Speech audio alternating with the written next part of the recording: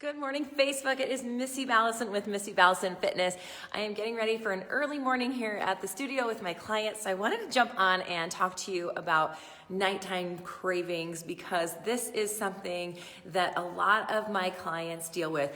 I am the owner of Missy Ballison Fitness here in Sandpoint, Idaho, which is a small boutique. You can see. Well, it's really not that small. It's pretty nice. A fitness studio for women only, and I basically work or mainly work with perimenopausal and menopausal women. And my mission is to help them and try to be able to understand it, to educate them so that they are prepared and to teach them how to adjust their fitness and their nutrition and their mindset and their lifestyle habits so that the symptoms of menopause and perimenopause are way less. So that's what we do here at the studio. And today, again, I want to talk to you about nighttime cravings, which is super common. When we go through times of let me do a quick backtrack. So when it comes to menopausal and perimenopausal women, I usually use that term kind of not interchangeably, but together because there are two different phases. Perimenopause is like the 5 to 10 years before menopause actually hits. Menopause is the time frame when a female has gone through 1 full year without a cycle, okay? And it could be actually any stage. A lot of women even start in their 40s. But when you've been a full year without a cycle, you are officially in menopause. But the 10 years prior to that is when you're in the state of hormonal flux and everything is changing and adjusting to slowly declining estrogen levels. And so as your estrogen declines through these 10 years, let's just say it's maybe age 35 to 45 or 50, okay? As you are going through this slow decline, you may not notice any changes right away, but gradually there will start to be this little change and that little change. And suddenly what I find is a lot of women wake up and they are freaking out because all of a sudden these changes have just hit really hard. They didn't notice the subtle changes. And so that's what I try to work with, is to help them make the adjustments through those perimenopausal years before they get to this point of frustration and feeling defeated because now they're not feeling themselves, they're having all these symptoms, they have all this weight gain, and now so they've got this mental piece, and now they have to learn how to change their lifestyle to adapt. So my goal is to hit you early so you don't run into that. So today when we talk about nighttime cravings, this is really common with this perimenopausal phase because these hormones are all adjusting to this declining estrogen, and they can definitely cause some very strong cravings. So here's the deal. So many women deal with the nighttime cravings. Here's a couple things that we could do to fix that. So one of the things is to eat well throughout the day. And I know you probably knew I was going to say that because I'm always harping on good nutrition. But the thing is, in the morning, you can set yourself up for fewer nighttime cravings. If you start your day with more sugar-laden foods, or maybe you start your day kind of ramped up on caffeine, or a lot of processed foods or foods that have artificial flavors in them, those things light up the brain centers. And so first thing in the morning, your brain is like, yes, that was awesome. Give me more of that, right? So then it wants more and more of that throughout the day. Maybe you start the day that way and you go throughout the day with a fairly balanced meals, but then at the end of the day, those cravings are kicking in because you kind of triggered it first thing in the morning.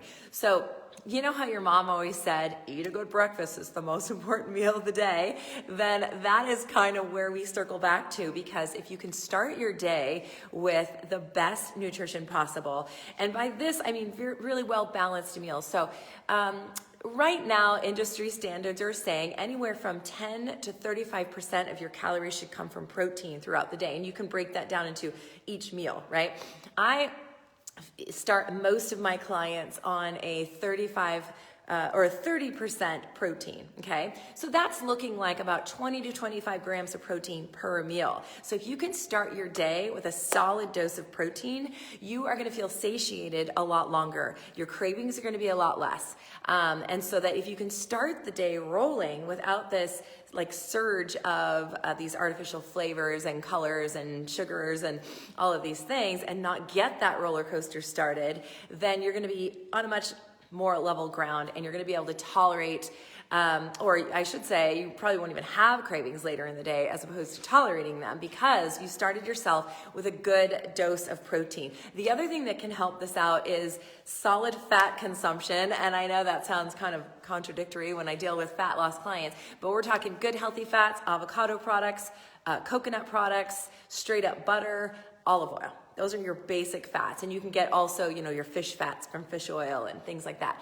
But nuts and seeds, those in a nutshell are your basic fats, right? So anywhere from 10 to 30% of your diet being consumed in fats is also going to help satiate. Fats take a long time to digest, and those will also keep you satiated for a long time. It's when we eat a meal that is high in carbohydrates or sugar, and that's all we take in. Let's say it's just a bagel. We grab a bagel running out the door, and that's all we're eating. We're gonna get a big dose of blood sugar, and it's gonna crash, and that crash is where the cravings come in. If we start the day on that roller coaster, we're more likely to have those cravings in the evening, all right? So, as I always preach, you wanna fill that plate with protein, vegetables for fiber that will also take a long time to digest and satiate, and then your fats, okay? So, I like to look at it like this. You take your plate, half of it is vegetables. This is for every meal and every snack. And of course, your snack plates are going to be smaller. Half your plate vegetables, about a quarter of your plate, the size of the palm of your hand, of protein, and then a sprinkle of fat. Now, again, I said about 30% fat and about 30% protein, so it seems like it would be a balanced amount.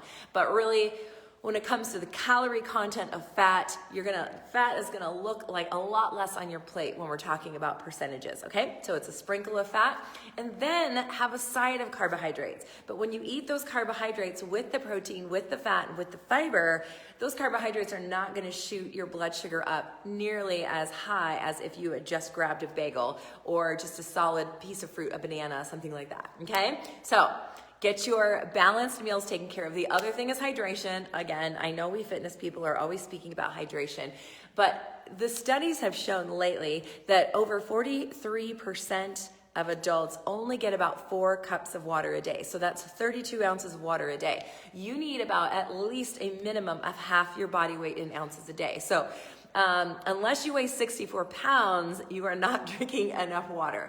So we are looking more along the lines of, let's say the average person is 150 to 200 pounds. We're looking at 75 to 100 ounces a day, okay? And the reason for this is that when you are dehydrated, your body is needing this energy. So that hydration makes your blood thinner, so to speak, so it can get around and carry oxygen more quickly to your muscles. If your muscles aren't getting that oxygen and your brain are not getting that oxygen quickly enough, it's gonna perceive that as fatigue, okay?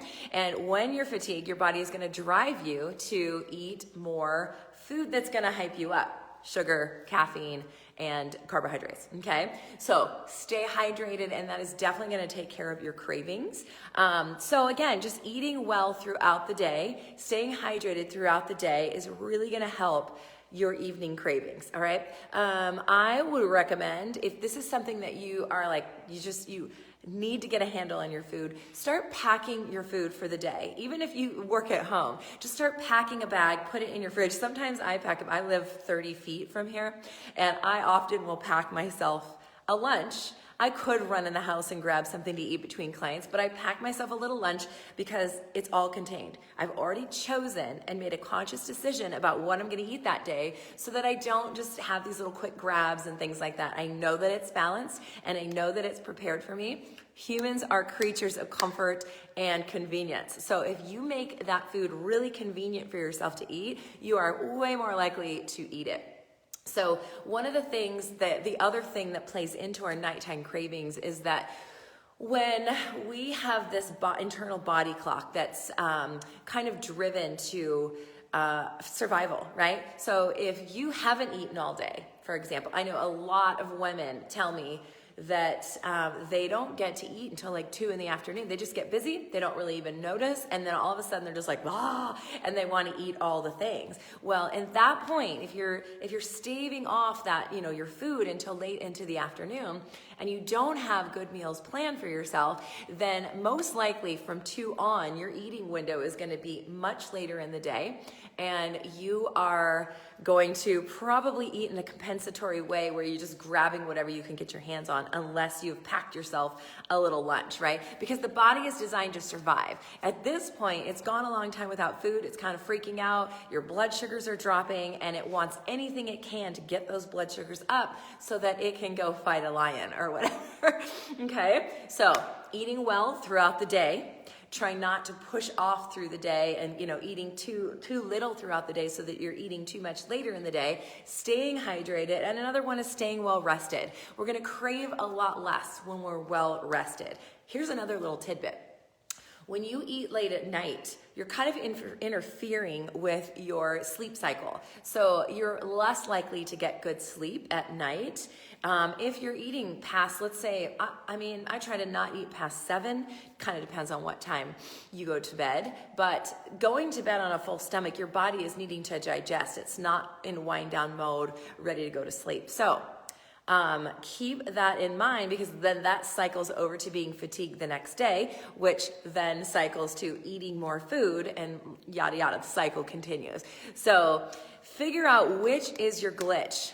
I like that. Which is your glitch? Which is the one that is the biggest problem for you? Could be all of them. So map it out. Just a little bit of thought, even one day at a time. Today, map out tomorrow and go with it. Take one day at a time and try to fix those evening cravings. So in my upcoming program, it is starting on September 28th. It's called the Menopausal Metabolic Mastery Program. We have a part of that, the bonuses. I always like to give bonuses and early bird specials to my programs. One of those is going to be a cravings crushing guide. So we are going to help the women really focus on how to set up their lifestyle and what kind of things trigger cravings. Oh, that's one more thing for you. Hey, Ralph. Hi, Will. One more thing for you is triggers. What kind of foods? Start paying attention to what kind of foods trigger you to crave other foods. Do you eat? Oh, let me just confess. We went to the high school football game the other day, went to Costco on the way, and we bought some of that. I can't remember the brand name. It's at Costco, and it's like a bag of popcorn. It has like cheddar cheese popcorn and caramel popcorn mixed. And we had this plain popcorn, so we were gonna mix it all together so it didn't seem as sweet. I can tell you absolutely for sure that stinking caramel popcorn triggers me to eat more caramel popcorn and more other sweets. So find things like that that might trigger you. Does having milk make you want to dip Oreos in it? Or, what is it that's causing you to have those thoughts of the foods that are not the best foods for your cravings? All right? Okay, gotta go. We're getting ready for my girls. We're gonna have an awesome day in here in the gym. I hope you guys have an amazing day. I hope you guys all have power again. That was super fun, going all day without power and water, but we made it. So I hope you guys have a great day, and I will talk to you soon. Take care.